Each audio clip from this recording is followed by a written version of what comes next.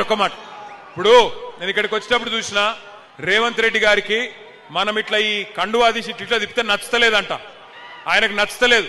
అందుకే ఒక్కసారి ఆయన కోసం గట్టిగా ఊపుదాం. ఓకే చలో.